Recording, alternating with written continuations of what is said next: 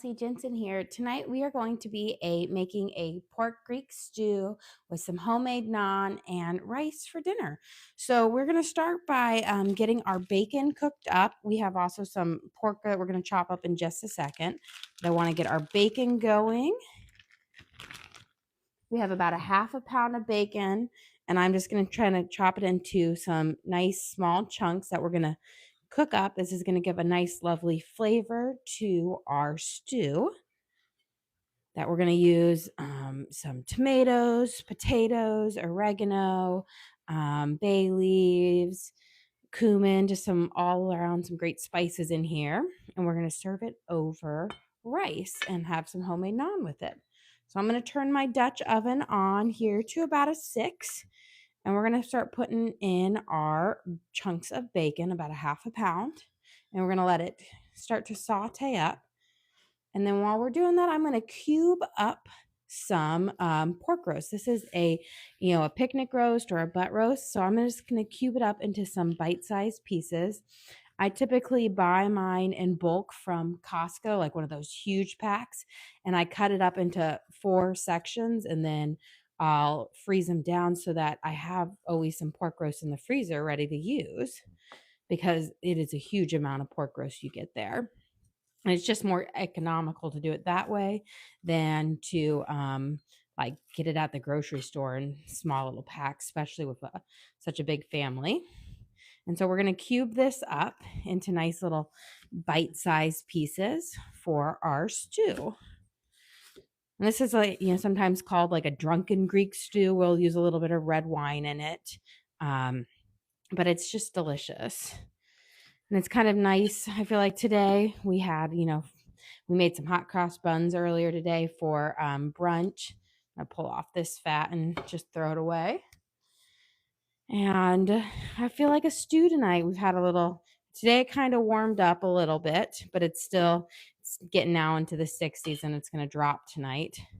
So we have a couple more weeks maybe of stew weather before we're going to have to switch over to some more warm weather foods. Although I will say this is more, it's not just like a soup. It's like you're going to pour your stew and it's like herby broth over the rice, and you'll kind of eat it together. So it's more like a Greek dish with rice. Okay. Chopping that up. I got my bacon cooking here. And then we'll get our rice going, and then we're going to make the dough for our naan. And naan does not use any yeast in it, so it does not need to rise. It has baking soda and baking powder. And then, of course, we're going to use some sourdough discard in it so that I can use some of that, and it'll cook up nice. It makes the naan so like soft and pillowy and tender. Yeah. What type of meat is that? This is a pork roast. So it's a picnic roast or a Boston butt roast. So it's I just buy it in those huge packs from Costco that are like 20-25 pounds. And I kind of cutting it up now.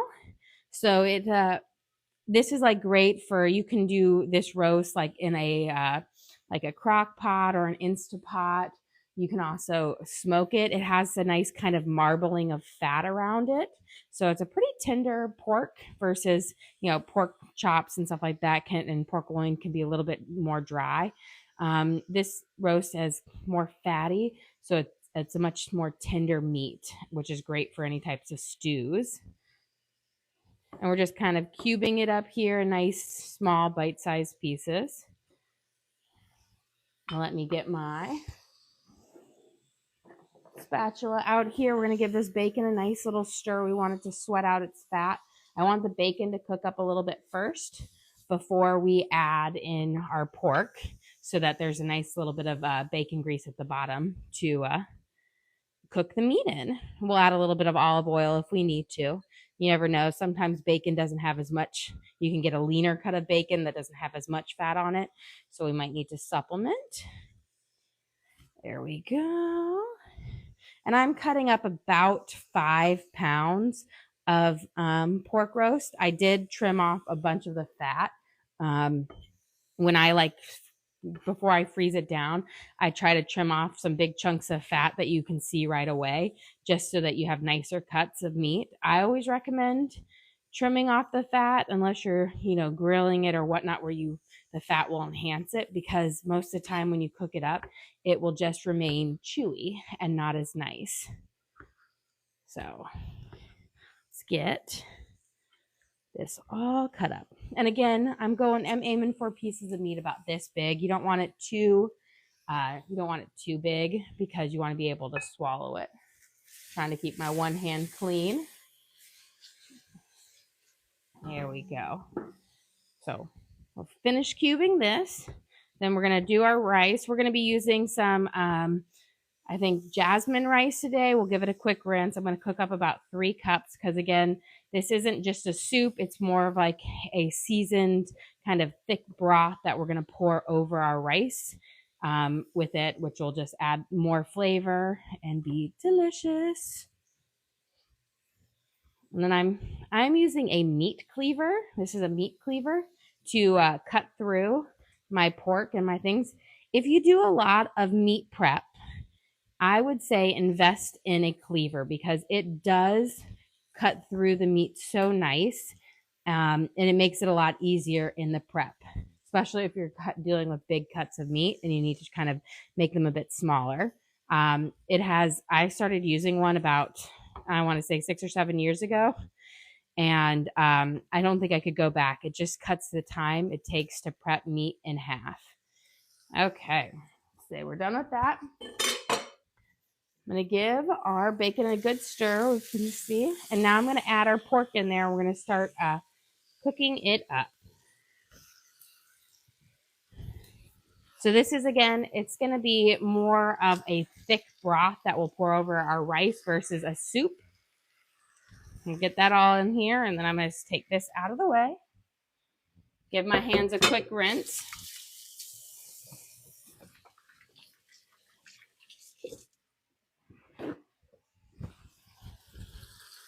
And then we're going to give a nice little toss around, and we're going to start the cooking process of our pork. And we're going to be feeding about 10 people today, so we have a good chunk of meat versus, I guess the smallest we ever feed is really 7, so it's not too much of a difference. Okay, we have that cooking over medium heat. Now let's get our rice. I have 4.5 cups of water in my pot, and we're going to scoop out, 3 cups of rice. And I want to make sure you rinse your rice so that it will have a nice, it will make it less sticky. You'll have individual grains, and overall, it just turns out better rinsing it. We want to rinse out that extra starch. So 1, 2, and 3. So I'm just going to take it over here using a fine mesh colander, and then I'm just going to rinse it. And rinsing it, there are some they soak their rice for an hour before they cook it. I find rinsing just works well. You can go through it, help just get rid of some of that starchiness. It will lead to a much better cooked up rice. There we go. And what it does is it kind of has a milky kind of color comes out from it. That's just all that rice starch. Give it a good shake. Do you have a question? Do you guys ever do takeout or fast food? We do. We just actually had pizza on Friday because we had a soccer game that ran late, and there was no way I was going to be able to cook. So we do. I will say we have it maybe 2 to 3 times a month. It just depends on our schedules. If I travel, go out of town for, one of the kids' sports tournaments, then of course we're eating out every single day. So it just kind of goes with what our schedule is. So I've got my 3 cups of rice in there with 4.5 cups of water. And we are going to put some butter in here and salt. And this rice is going to be what we're going to be pouring our Greek pork stew over. So I'm putting in about a tablespoon of butter. And we're going to put in about a teaspoon of salt. And that's because I just want to have a nice little flavor on it, you know, so it's not too things. And we're going to let this come to a boil, and then we will put our lid on and turn our down to low. Let's give our pork, again, we're going to give it a nice stir. Now let's we're going to prep the dough for our naan, because we're going to have like the naan with it so you can dip it in and scoop it up. So we're making a sourdough discard naan. I'll grab all my ingredients over here. This is one we love. So I'm not a huge fan of pita bread because I think it's dry, but naan I think is so good. It's just, you get that thick pillowy bread, and it's just works great, especially with like, you know, Greek food, Indian food or whatnot. So we're going to start out with our liquid ingredients first. We're going to use 1 cup of sourdough discard. So I'm going to give it a stir, and then we're going to pour 1 cup in here. There. Okay. Now I'm just going to use my spatula here. And I will say the sourdough discard really helps with the keeping that naan nice and soft and delicious. And then most naan typically uses plain yogurt. I never have yogurt. I'm not a big fan of it. Like I will say I never have plain yogurt. We always have fruit yogurt because the kids love it. But I always use sour cream instead, and it works great. So we're going to use a 1/2 cup of sour cream. And again, I'm going to just eyeball my 1/2 cup because it's a pretty forgiving recipe. So if you use a little too much, it's not going to make that much of a difference. Unless you're way off, hopefully there. So we're going to just mix our sour cream with our discard together. Here, I'm just kind of making sure I get some of those big clumps up. There.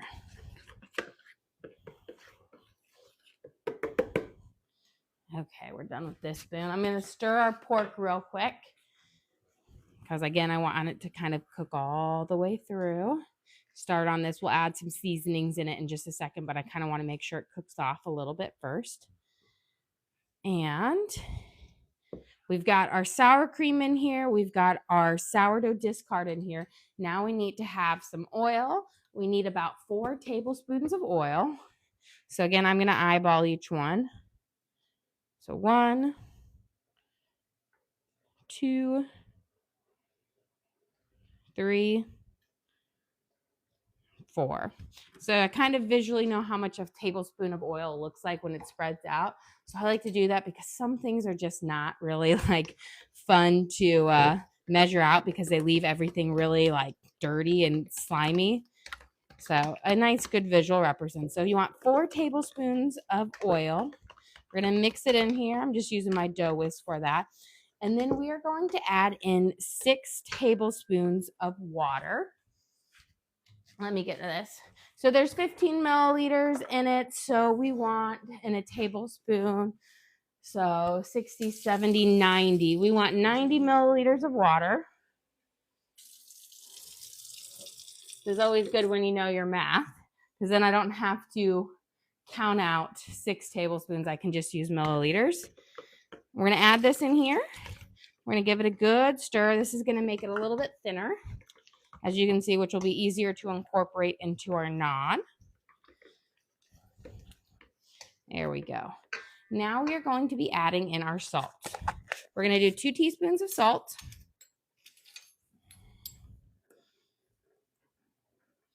1 and 2.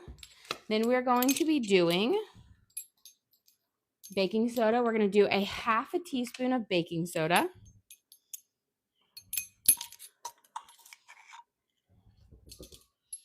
And now we're going to use some baking powder. And we're going to use 2 teaspoons of baking powder. And we're going to give this a good stir. So that's 1 and 2. When we stir it up, it's going to actually start to bubble because it's going to interact with the sourdough discard and the sour cream. And you'll start to see it kind of bubble up. You can see it already starting to move and make little bubbles in there.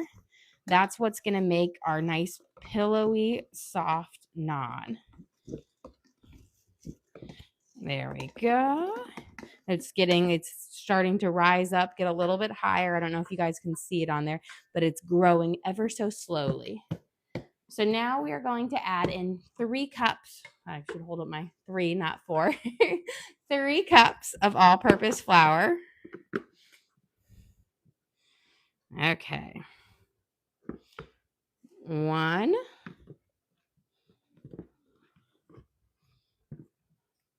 2, and 3. Should be good with this. Before we mix it in, I'm going to give my pork a good stir. There we go. And then I'm going to get another spoon out and stir my rice, because you want to stir your rice as it starts to heat up, because you don't want any of it to stick to the bottom of the pan. I know inevitably if you cook it a little bit too long, it automatically sticks, but I always try to stir it a lot until it comes to that nice boil. Now, using my dough whisk, this is a dough whisk, we're going to mix together our baking soda, our wet mixture with the flour. And again, this is just all-purpose flour. No need to waste our bread flour on it. And it's going to be a little bit of a dry dough until we knead it out. And then the trick is we just have to let it sit for a few minutes before we start cooking it, just so the flour hydrates, which is perfect because then we can prep the next part of our Greek stew. You have a question? Are you making any Easter bread this week? Yes, I think I'm going to. There's a couple of recipes that I want to try. I did make hot cross buns earlier today, and then I was going to try the Easter bread where it has the egg in it. It's the Italian Easter bread. I remember a couple years ago watching it on Cake Boss, and they were making it, and I was like, oh, that looks so interesting and fun, because I love dyeing eggs. And so we always have our kids dye a bunch of eggs every year, which always gets a little hard because you have 5 kids and they each want to dye like a dozen. That's a lot of eggs to go through. So I was like, oh, I should make some of that bread, because you get to braid in the colored eggs into it. And then I'm going to look around and kind of see some inspiration, see what I want to try. But I think I'm going to try to make sourdough hot cross buns. So today, for our brunch today, we did traditional hot cross buns, which were delicious. I think we only have 4 or 5 left. And then I want to try sourdough. I'm going to get a little bit of flour just because it's for this kneading process, because I don't want it to stick to me too much. There we go. And now we're just going to knead our dough. There we go. And I'm just kind of doing a crazy knead. And then we're going to let it hydrate for about 5 to 10 minutes, which means it's just going to sit on the counter. But while it's sitting on the counter, the flour will rehydrate from the liquid in our bread. There we go. So you want a dough that's wet, but you don't want it to stick to you. So this is good. So we'll give it a couple kneads. Okay. And I'm just going to put it into a big ball. We're going to let it sit there while we prep the next part of our stew. And then we'll be ready to roll it out and cook it on our griddle. It's a really quick bread to make, but it is so delicious. Okay, now that we have our meat here stewing, this is our pork and our bacon. Let's add our veggies to it and let's get it going. We're going to add in 1 onion diced up. So I'm all out of yellow onions, so it's down to white and red until I do my grocery shopping. So we're going to dice this one up in kind of small pieces, because again, we want all of our vegetables to be kind of small so that they go well with the rice and stuff like that. You don't want to have any huge chunks in there. So we're just going to do kind of a small dice. There we go.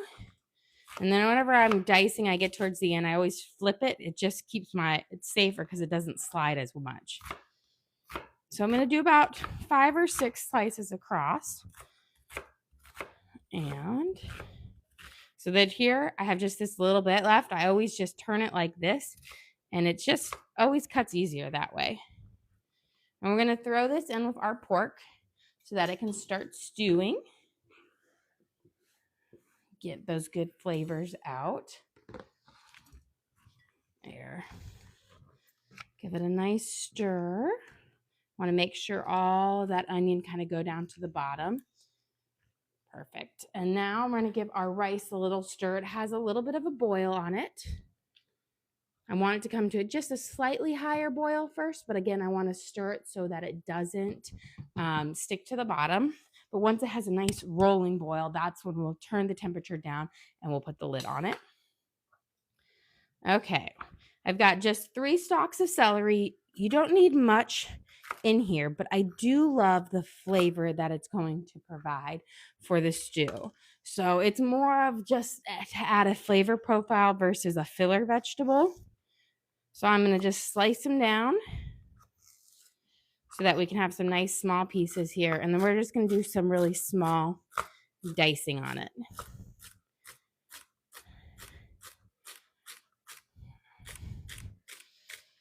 There we go.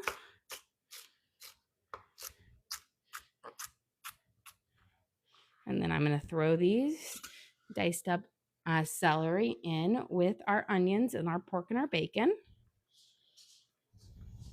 We're going to give this a nice stir.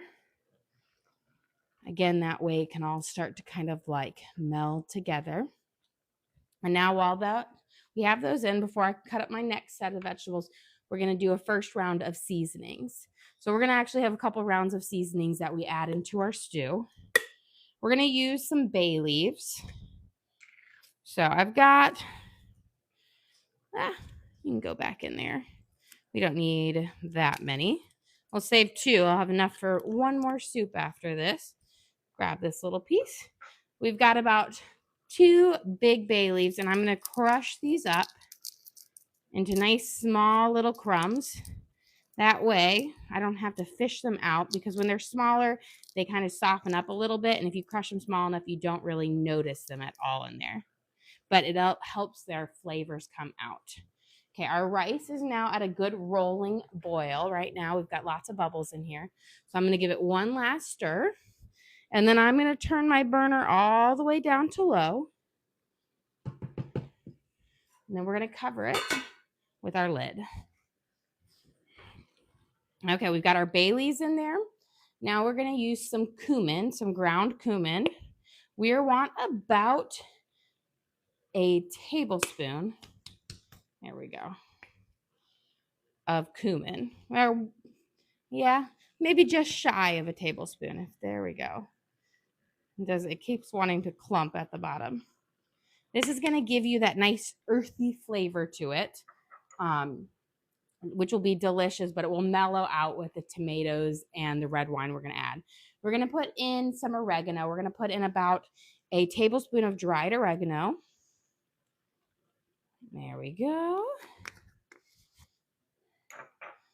And about a tablespoon of paprika. This is going to give it a nice red color, which will blend well with the tomato sauce that we're going to put in there. And then we're going to put about a half a teaspoon of black pepper. We might add some more later, but we're going to start with a little bit. And let's give this a nice stir up. And I just want these spices to already start cooking. We're going to be using some fresh spices in a little bit, but I want the dried ones to start kind of, getting soaked up in those juices and releasing their delicious flavors now. Because that's what's going to make this broth that it is very fragrant, which we're going to serve over our rice. There we go. So while we've got those in there, let me peel up. I've got 5 big carrots here. We're going to peel them up, and then we're going to chop them up and add them into our Greek stew. I will say this bunch of carrots that I got from Costco this time, they were a little rougher looking than they all were like, I felt like they're like the grandpa carrots, on their last little things. I mean, once you give them a good peel, they brighten up and they're not bad, but they definitely were not as pretty as like previous batches of carrots. They got a little bit more rooty. There we go. And last one. And then what we'll do is we're going to cut the tops and the bottoms off of these. And then we are going to cut them in half and then we'll dice them up. So we don't want any super huge pieces of carrots again, because remember, this is going to be a lovely sauce that pours over our rice, kind of like the stewy sauce. So let's get those bottoms off. Let's get our tops off. And then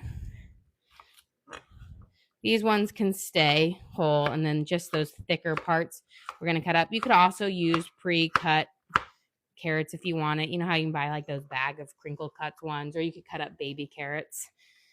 I always just find baby carrots are such a pain to chop up because they're so little that I like the big ones because they're much easier to handle. Here we go. We're just going to have them all. And that's because we want them to cook up, get tender, and we don't want to have a big old chunk in our stew. But this will also help them get tender faster. We're going to cut these. Right, there we go. Perfect. We're going to throw these in. We're having kind of an earlier dinner today. We typically we're during the week, we have sports, so we're typically later cookers. Kind of early. Super early. My kids are going to come around to about 8:45, and then they're going to be like, "What's for dinner?" And then I'd be like, "We already had it." And they're like, "No, that was lunch." And I'm like, "No, that was dinner." We typically eat around like 8:45 on weekdays because, we have sports and they just takes up. It's just hard to get home from sports activities and cook up a good meal before that time. But on Sundays, my parents always eat with us, and they can't. They're like, I guess, they're like the early bird special people. They eat early, and I'm going to do my peppers now. We're going to do potatoes, but I can't I'm like sitting here and I'm like, I guess we'll try to do it earlier. We flex. If they had it their way, we'd be eating at 5. And I'm like, well, we kind of ate like lunch, brunch at like 3, 2:30. So we can't do it that early. Okay, we've got some potatoes here. I'm just going to quarter them and put them in here. These are just the little round potatoes that you get. They're like little new potatoes. They will keep their shape well. If you don't like skins on it, then just get a bigger gold potato, and you can just cut those up. These ones the skins, are tender, so you shouldn't notice them much, but some people are very particular, as in half my kids. Question. How long do you need to cook this stew for? This one, we're going to cook it for about, I want to say 30 to 45 minutes. You can cook it longer. Pork actually softens up pretty quickly. It's not like beef that needs a bit longer to cook. Pork and lamb both cook up and are very tender to begin with. It's one that you can have it sit and stew longer, but it can be ready in a little less 30 to 45 minutes as long as your vegetables are nice and soft and tender. But it is one that you can leave on the stove and simmer too, and those flavors will really marry together well. And then it will just kind of thicken up your sauce that you're going to pour over your rice. Here we go. Oh, that one's kind of new bueno. But I'm like cutting like my potatoes down, so these shouldn't need too much longer to cook in there to get tender. I will say they need about, potatoes when they're this small need about 7 minutes to get nice and tender. Okay, I don't think we need all of the potatoes that I set out, so I'm going to give a nice switch. That was probably about 2 to 3 cups of new potatoes that then we just diced up. There we go. Put those under. And while we're waiting, I'm going to pour in my tomato sauce. This is just 1 can of diced tomatoes that I pureed up to make about a cup and a half of tomato sauce. Put that in there. And then we're going to put in about a half a cup of red wine. So there we go. And we're going to let this stew. The alcohol in the wine should cook out in about, 5 to 7 minutes. It doesn't take long for it, but it does add a really lovely flavor. So you want to make sure you put it in there. There we go. And then I'm going to push this down. And I got some fresh tomatoes too and some peppers, and we're going to put those up and we're going to let that simmer while we work on our naan. So we're just going to do kind of a nice small, these are just sweet peppers. If you want to add a little bit of spice, you could throw in, like a jalapeno or poblano, or you could just add in any of spicy peppers. But again, we like it mild here. So the peppers are going to just add a nice little fresh flavor to it. There we go. And I always see these little baby sweet peppers are just always something that I have in my refrigerator because a couple of my kids just love them straight up raw, and I'll put them in their lunch as a good way to get some more vegetables in them. But they also stay a while. They don't go bad very quickly. So I can buy a big pack from Costco. They'll be good even 2 weeks later.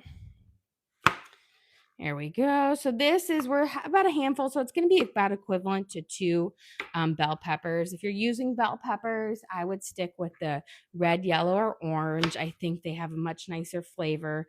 The green can be a little bit bitter. There we go.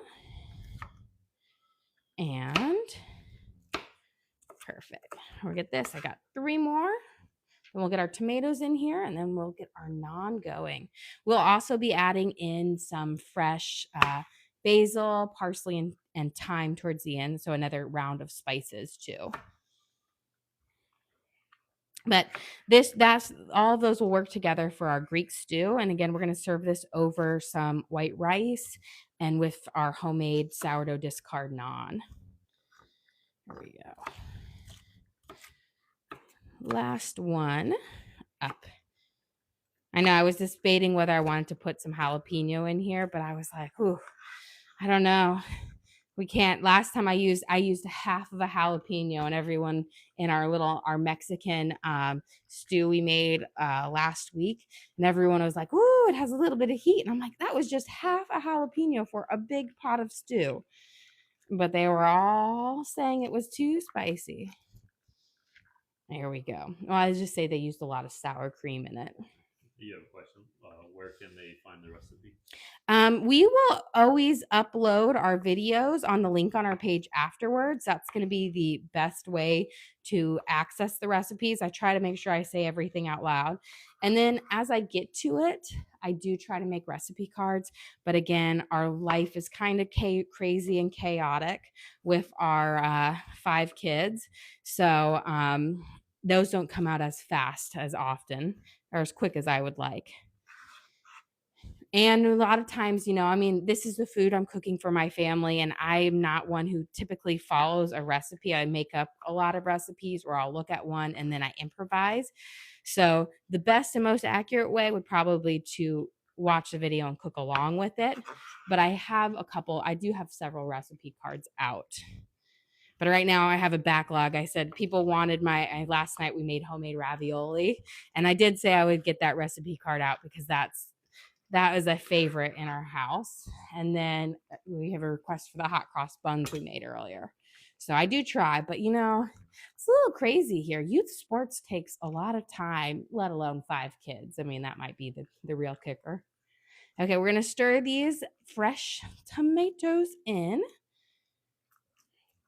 And then I'm going to add just a teensy bit of water and a scoop of chicken bouillon because I kind of want my whole meat to be slightly under, or at least to the very tip of it. And I'm just going to use my measuring cup that had my tomato sauce in it so that I can pour some of that in there. So I think it's going to be about 2 cups of water, a little less than 2 cups of water. But what I'm looking for is that my meat is primarily covered. And then we are going to use a nice big scoop of chicken bouillon. This is going to add some saltiness to it since we haven't added any salt yet, as well as really make this nice and flavorful. I'm getting a slightly bigger for our sauce that goes over our rice. So I'm going to stir this up in there. Perfect. And now we're going to let this simmer. Just make sure I'm getting all of it off. There we go. And let's get onto our naan. Let me grab my pastry cutter here and a little rolling pin. And we are going to cut this out. And I'm going to make some nice big round naan because I like to do big ones versus doing a bunch of little ones.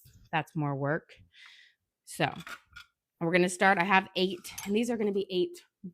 I'm going to try to do full-size skillets. Let me get my skillet warming up here. So we've got our rice.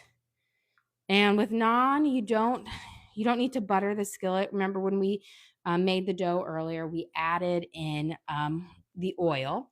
So that will help. And then what I do is after the naan is cooked, then we will add a nice little bit of room temperature butter over the top to just keep it nice and soft. But I'm just going to roll it out right here. And with naan, you don't have to be super thin. You see, this is what we want. We want kind of a thickness to it, and that will expand out. Let me get my cutting board here because we're just going to transfer our naan to our cutting board when we're done, and I want to be prepared. So I'm just going to roll out a couple of these. So you want to start by kind of just shaping it into a little bit of a ball here. This is kind of like how we shaped our rolls for our hot cross buns earlier. So I pinch it there. Then you can smush it down and roll it out. This just helps you get more of a circle. I thought about getting my tortilla press for this, but I was like, oh, only so few, not so many of them. And it doesn't have to be as thin. But I will say once you pick them up, they do kind of shrink in a little bit. But they're going to be delicious. I want to make sure my skillet is nice and warm. Because I could put it on, but then I like to have it nice, even little heat to it. So a little roll. And go right out. And this little rolling pin right here. It's actually a fondant rolling pin, but it works really well on small things. Now, rolling out a pie crust, not so much, but if you have a small area, it works well. And it's just a thin plastic rod. Okay. We're going to put our first one on, and we're going to let it start kind of heating. It's going to take a minute or so before it is hot and up and ready for the naan. But while we're doing that, I'm going to stir our Greek stew over here. And then I'm going to give a nice taste of it to see if we need to add any more salt or pepper to it. There we go. Because you want to season it early versus at the end because you want the flavors to really marry into it.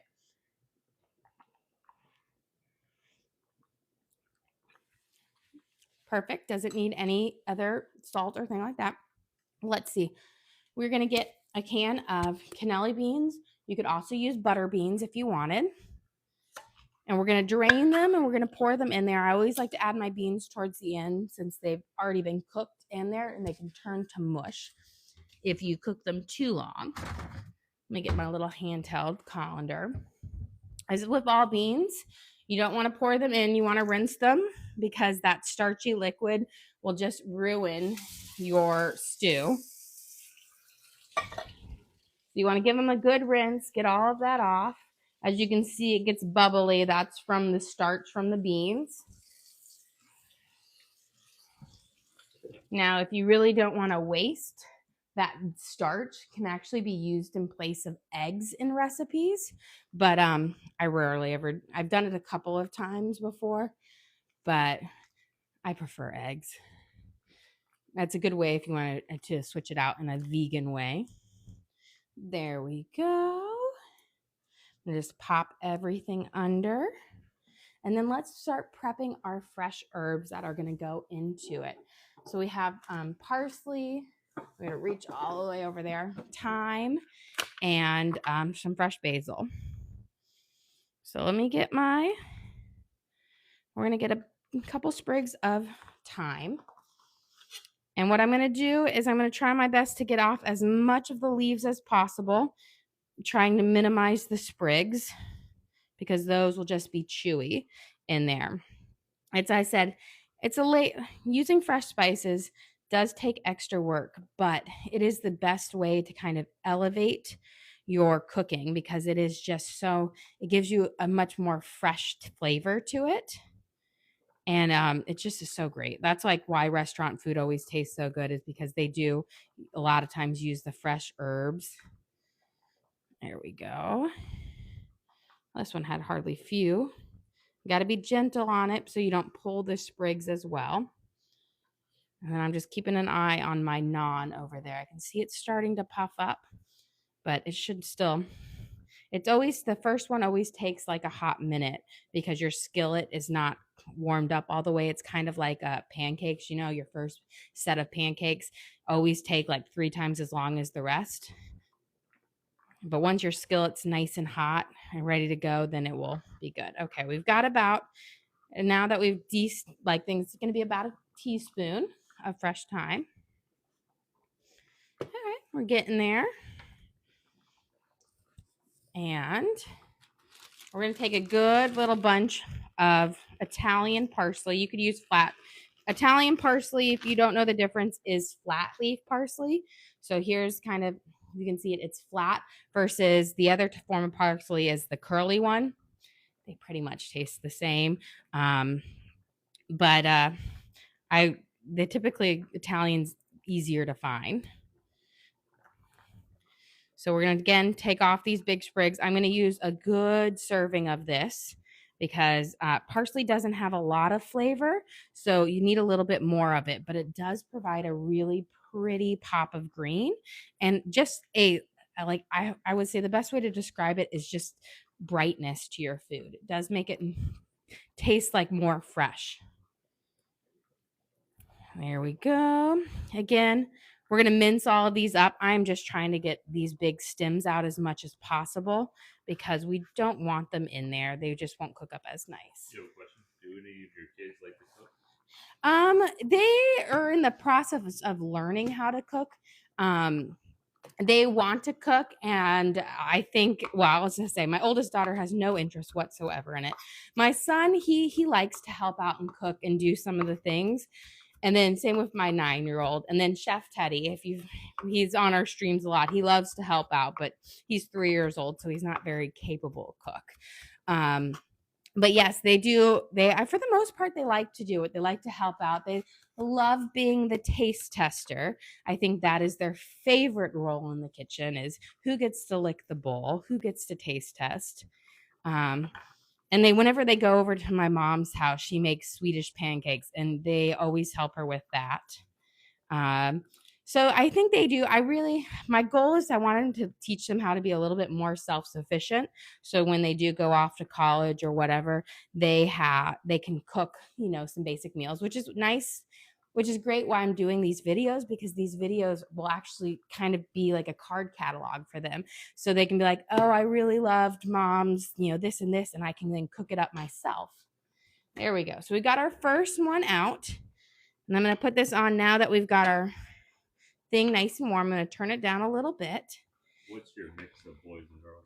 I've got 2 girls and 3 boys. So my oldest, my 15-year-old, is a girl. Then it's a 13-year-old boy, a 9-year-old girl, a almost 4-year-old boy, and then an 18-month-old boy. So nice. I actually fished my wish every time. I wanted a girl first, and so I had, my oldest, And then I wanted a boy. Then I wanted a girl. Then I wanted a boy. So then I could have equal. And then when we were having our fifth, I was like, oh, you know what? I want a boy because I had never had two same sex siblings together. And I wanted to see how their play would vary versus the opposite, you know? And for like my oldest daughter, she was such a leader and domineering personality. And my second son, my 13-year-old, he was such a follower. So it's interesting to see now how these two boys, where my youngest, my 18-month-old, is the leader and he dominates the conversation. He controls poor Teddy. Poor Teddy is just such a lover. He's such a sweetheart, and a gentle soul. And Jack is Jack, and he is crazy and he rules the roost and he knows it. Love him to death, but whew, he definitely made sure he was last. He is by far my most challenging. I love him to death, but he is one who purposely does things that are naughty to get your attention, like, oh, I have something I'm not supposed to have. Let me show it to you. Let me cough really loudly to get your attention. And then he runs and then throws it as he's running. And then he dives on the ground and laughs. He's the naughty one. He found out how to get the candy out of our pantry by climbing up the shelf, and then he pulls down the big tub that has all the candy in until it falls out. And I like keep putting it up a higher shelf, and he just climbs up another one. No fear at all. Okay, well, we got our basil, our parsley, and our thyme. We have it all mixed up. Once our naan is done cooking, we are going to toss that in. Now you see we've got this naan. It's so pillowy soft. That's what you want. It doesn't take too terribly long to cook up. And then let's check our rice while we're over here. Oh, good. Our rice is pretty much almost done. So we're getting there. We're not much longer until dinner's ready. I'm actually going to turn off my rice and let it do the rest of the steam. So many times I have forgotten to turn off the rice, and then we eat dinner, and then we get down there, and then like the last little bit is literally like stuck to the bottom of the pot, and I'm just like, oh, this is such a pain to clean. And we're gonna take our little bit of room temperature butter, just a little bit, but you want to make sure you cover that last little bit because that is going to be key. Let's check on our stew here. I'm gonna just taste it again. Perfect. I'm going to grab a fork out, and we're going to poke through our vegetables, see how they're cooking up and how they're faring. So hopefully everything is nice and tender. So here we got our potato. You see our potato, we were able to smash through it easily. We've got our carrot here. Carrot's a little firmer, so that needs about 2 to 3 more minutes. But you see, we actually put the carrots in way before the potatoes, but carrots take a lot longer. That's why I say you got to cook them up. Okay. While we're doing that, let's cut up our fruit for our dinner. We've got our cantaloupe over here. We were going to have it last night, but everybody filled up on the ravioli. My son had like 3 servings of ravioli last night. And then he was going to go for a 4th one. And I was like, wait, why don't you drink something first? See if you're still full so that you don't get a big tummy ache. And then he decided, oh, I guess you're right, Mom. I already had enough. And, but I told you our ravioli is our favorite meal. I'm going to rinse my knife off so we don't have some herby tasting cantaloupe. But I always like to serve fresh fruit with our meals because I want to make sure they get in their fruit. And there we go. Let's cut through it. Hopefully we have a nice one. It looks pretty good. And I will not pay the store to cut up my fruit for me. It's like one of those things where I'm like, no, that's just throwing away money. So I always buy, and we go through a lot of fruit in a week. Let me flip this bread real quick. There we go. Like we typically go through 2 to 3 melons in a week between cantaloupe, honeydew, hammy melon, watermelon, about 2 pineapples a week. Just dump this into the trash. And then a lot of bananas. This week I made a mistake and ordered 6 bunches of bananas versus 6 bananas. So lots of bananas this week, and then about 4 pounds of strawberries a week, about 2 pounds of blueberries, a pound of raspberries, a pound of blackberries, just a random amount of apples and oranges, but it's a lot of fruit. And so cutting up my own fruit saves me like so much money. Like a pineapple, to get your pineapple cut up at the store, you pay like $10 for a little container. It doesn't even have a full pineapple in it versus paying, $3 for your pineapple. So I've got my things, and then I just make your slits along. And when you do that, your melon will straight out flat. So then it's much easier to just take your knife and then slide it along so you don't have to scoop along with it. And melon, I said, we'll eat this whole melon. We'll be ready for dinner tonight. I mean, I don't think there'll be any left over. We very rarely have any fruit left over. And when we do, if it's a small amount, I might throw it in the bags for lunches, or we make it into a smoothie. So I try to have as little waste as possible. Let's see how this one's almost ready. Let's get our next ball out.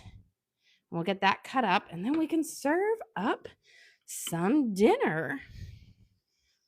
Say, it's so strange. I'm sitting here looking at it, and I'm like, gosh, it's so early for us to be eating dinner. But, you gotta help with the old people.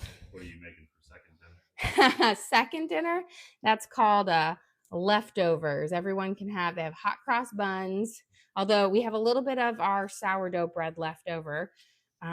But I have to say, we ate through most of our treats we've already made this week. Everyone's like, oh, you bake a lot. But when you have, we have 7 in our family, and then I cook for my parents, so that's 9. And then we have my nieces and nephews here 3 to 4 days a week. So I'm typically cooking for like 11 people. So when I make a dozen muffins, that's like 1 day serving of muffins. Occasionally, it makes it 2 days, but they don't last long. And the same thing when I make cookies. Like, what was it? I made our chocolate chip and white chocolate macadamia nut cookies. I made both, and I only cooked up half a batch each day, but they were gone before midnight each day. So it was like 20 cookies gone before the next day. Yeah, but how was the pizza bread last night? It was delicious. I loved it. My husband, it wasn't his favorite. I thought it was going to be his favorite. It's his second one. He wanted more pepperoni in it, which I thought was strange because I put so much pepperoni in it. So I'm going to have to make it again, and I'm going to double the pepperoni. I put a cup of pepperoni in it. I think 2 cups. I think it wasn't quite 3 cups. You want 3 cups of pepperoni in it.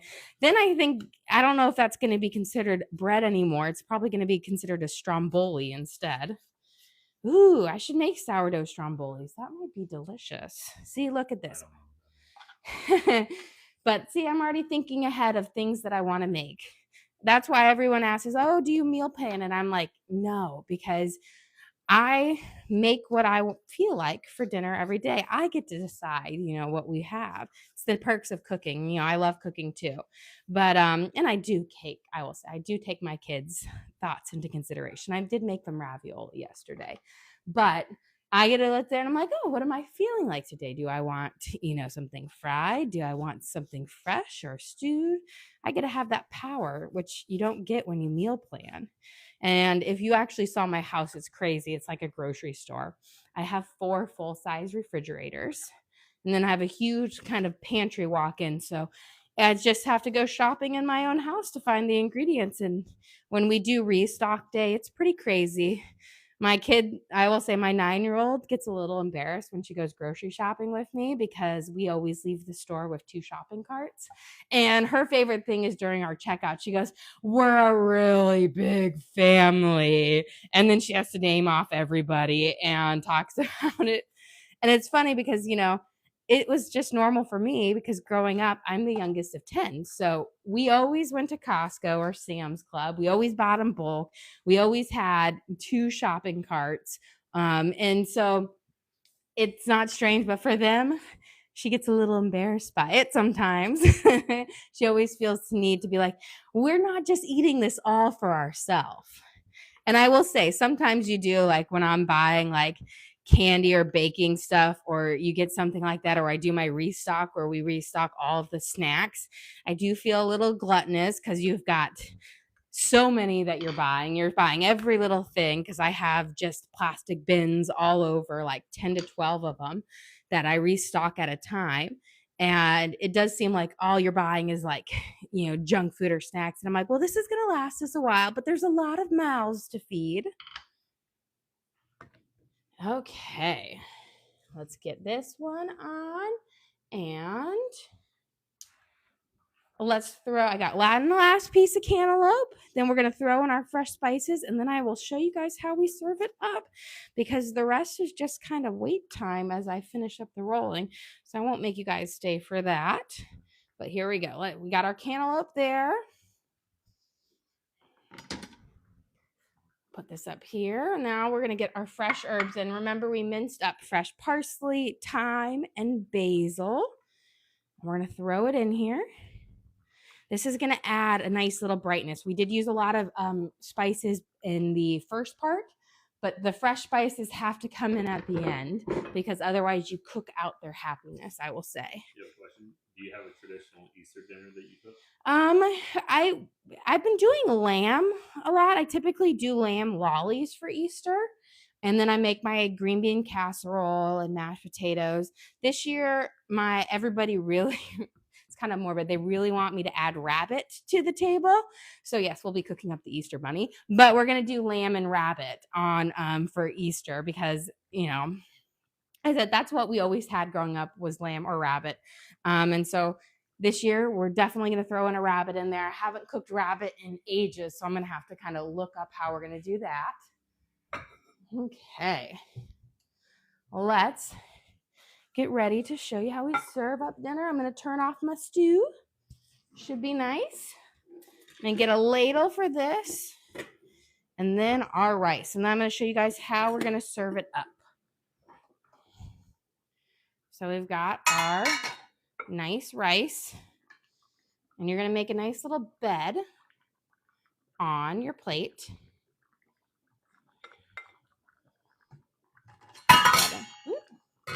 And then we're going to take this delicious pork stew, and we're going to pour it all over. You want to make sure that that flavor gets and soaks up into your rice. And then, of course, we are going to serve it with our homemade naan, which is delicious. So again, this is our Greek stew using pork, potatoes, carrots, cannellini beans, and a lovely sauce with lots of herbs over a bed of rice, and our homemade sourdough discard naan, which is so great to kind of soak up those extra flavors and just absolutely delicious. And again, thank you guys so much for joining us here today. I try to do live cooking shows every single day to show you what I'm cooking for our family. Everything I make is what we eat. And unfortunately, children have to eat like 3 times a day. So I do a lot of cooking. But everyone thinks I'm in here all the time. I'm like in the kitchen maybe 2 hours a day. It's literally what I cook here and then I'm done. But don't forget to like and subscribe. Thanks again for joining us. Also, all of our videos are uploaded on the link on our page. Thanks again.